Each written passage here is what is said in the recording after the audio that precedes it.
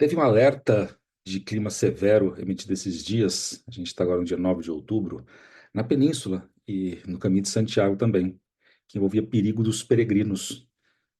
Eu acho que você deve ter recebido essa mensagem. Se não, é um assunto que a gente tem que conversar e diz muito mais coisas sobre um dia no Caminho de Santiago, sobre uma preparação no Caminho de Santiago. O que é legal a gente pensar sobre esse alerta de clima lá? E tem que dizer, gente, que isso vai envolver perigos nos picos e as pessoas já estão relatando que tem um vento muito forte lá. É um ciclone mesmo, uma coisa pesada que está acontecendo. Mas, como eu falei, o que a gente tira disso aí, né? O que a gente pode se preparar para o Caminho de Santiago, vendo essa alteração climática lá? Antes de comentar, eu vou pedir para você deixar um like aqui nesse vídeo e compartilhar esse canal. Esse é o tipo de informação que pode ajudar muita gente e salvar muita preparação, né? Porque tem coisa que a gente está esquecendo. Você está notando que alguns vídeos eu estou falando assim, ó, estamos esquecendo de tal coisa. Porque é interessante que todo ano a gente prepara peregrinos para o Caminho de Santiago, a gente fala com peregrinos e todo ano chegam novos peregrinos e são pessoas que chegam sem saber o que fazer. Então, esse é um trabalho que a gente faz há bastante tempo. Esse é um canal nosso da associação. Tem um site aqui abaixo para você entrar em contato com mais informações. Tem um e-book que você pode baixar, que tem um checklist, né? E tem vários outros itens dentro da nossa loja peregrina lá, que é a loja que mantém essa associação. Dá uma olhadinha lá que tem bastante coisa legal. Então, vamos lá conversar sobre assunto clima, só que eu vou para um outro lado nesse assunto aqui. Quando você está indo para o Caminho de Santiago, e se você está se preparando, você deve ter essa pergunta: que época que chove lá? Que época que mais vento, frio, calor e tal? É lógico que a gente tem que pontuar que existe realmente um inverno e um verão mais acentuado lá na Espanha, lá na Península, né? Tanto o caminho português quanto o caminho francês. Mas também existem as entre-estações e as alterações estão ocorrendo dentro das estações. Fora o inverno, que ele é mais característico, onde você vai ter um frio constante, você não vai ter uma alteração climática dentro de inverno hoje, onde você tenha calor, você sim tem o contrário. Você tem datas do Caminho de Santiago, onde a gente tinha um clima mais quente, instalado, e isso está se alterando um pouco. O que acontece com isso, e vale muito sobre esse alerta que houve esses dias desse perigo do clima lá. A gente tem que estar preparado para essas coisas. Então, vou comentar sobre dois equipamentos aqui que tem gente esquecendo ainda e que vão dar muito problema se você não levar em conta eles, tá? Um deles é a capa de chuva do peregrino, a capa poncho.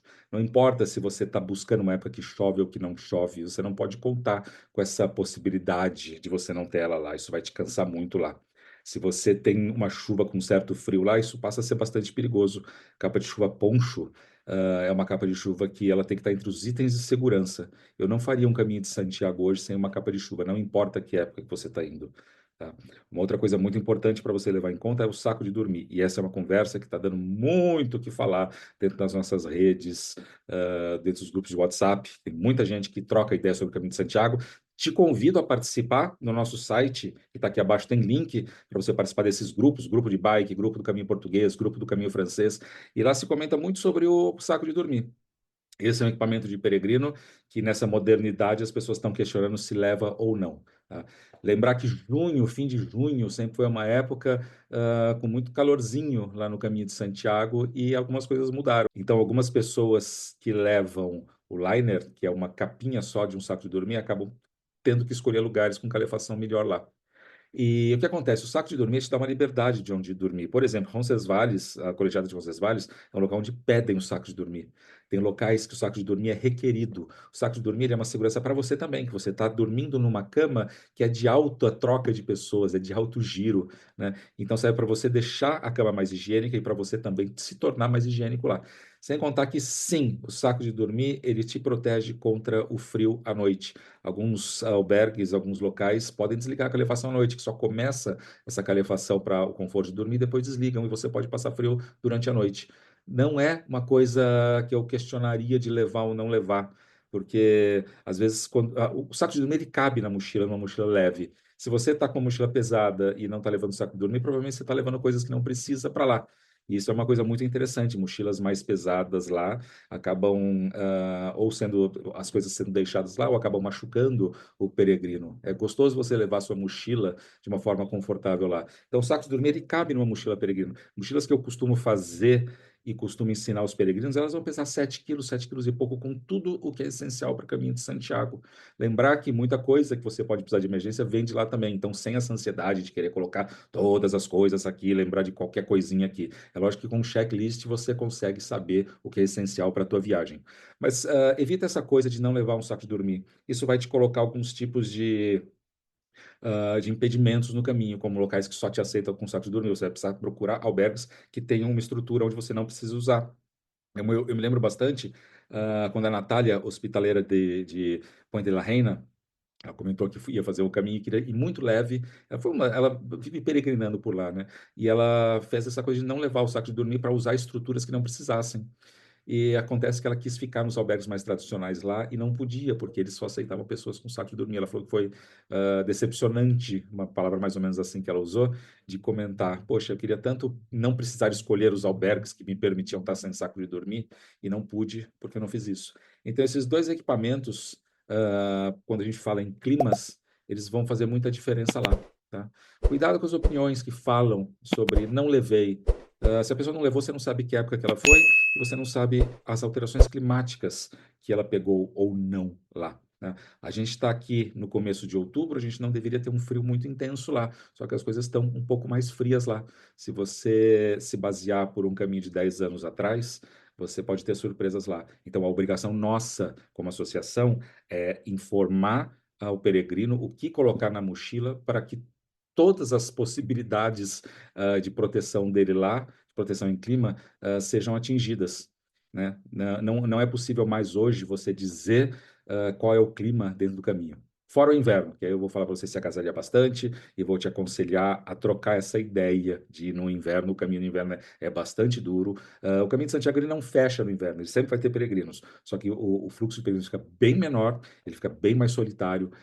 Tem gente que gosta até disso, mas é um caminho bem duro que exige bastante. Lembrar que o nosso corpo deteriora bastante durante o caminho, então a friagem e o resfriar o corpo é uma coisa que tem um perigo extra lá. Tá? Então, quando a gente fala em segurança lá no caminho, em segurança física, de corpo, de roupas, nunca é bom negligenciar as coisas nessa questão. Tá? Então, lembre-se disso. A capa de chuva é a mãe dos peregrinos. Eu falo muito sobre isso na mentoria. Ensino a escolher a capa de chuva, mas alguns peregrinos ainda decidem ir só com uma roupa que seja impermeável e uma capa de mochila, sem saber que isso não funciona, né? E o saco de dormir, a mesma coisa. Algumas pessoas falam assim, não, vou levar porque hoje não precisa mais no caminho. Existem dois caminhos de Santiago, um caminho com mais estrutura e com menos estrutura, e eles caminham juntos para lá. E quando eu falo menos estrutura, eu não falo de ficar faltando realmente algum tipo de segurança, conforto, alguma coisa assim. É um caminho, o caminho de 20 anos atrás ainda está presente lá, né? É que existe também essa estrutura dos locais que tem as camas para quase um hostel mais turístico, assim, vamos entender em estrutura, né? Mas se você não leva o seu saco de dormir, se você não tem a preparação ideal para caminho de Santiago como deveria ser, você vai ser obrigado a escolher e obrigada a escolher alguns lugares para dormir que condicionem te receber da forma como você está indo lá. Tá? Então, te dá muito mais liberdade de caminhar para tendo tua capa de chuva, te dá muito mais liberdade de dormir, você levando um saco de dormir, você levando as coisas corretas para estar nos albergues. Tá? Então, eu termino aqui fazendo aquela ressalva. Tem albergues que não aceitam que você vá sem saco de dormir, que não aceitam a tua hospedagem lá. Tá? E em épocas do ano mais frescas, eu acho que é um péssimo negócio você não levar um saco de dormir lá, né? Resfriar o corpo à noite significa perder calorias, significa perder energia. No dia seguinte de caminhada, isso vai ser cobrado devagarinho. Depois de 10 dias, você pode estar destruído e destruída lá. Você pode jogar a tua saúde fora e comprometer parte do teu caminho. Tá joia? Um abraço, fica com a gente aqui. Esse aqui é um canal que a gente dá toques da associação. Tem entrevistas muito interessantes que a gente já fez com os hospitaleiros, com a Cássio Corieta. Tem um vídeo muito legal sobre os 10 anos do albergue Estrela Guia, da Natália lá. A gente tem entrevista aqui com o sobrinho do Elias Valinha, que pinta setas amarelas. Essa pessoa a gente encontrou no caminho, nessa última ida que tivemos lá.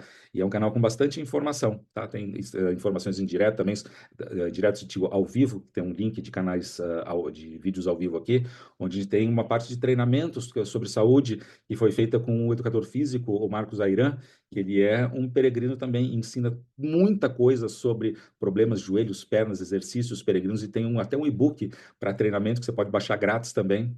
Então procure esses vídeos aqui no canal, dá uma passeada, tem mais de 100 vídeos aqui que podem te ajudar bastante sobre sua preparação para o caminho de Santiago. Bom caminho se você está indo agora, bom caminho se você está indo ano que vem, e conta com a gente para o que precisar.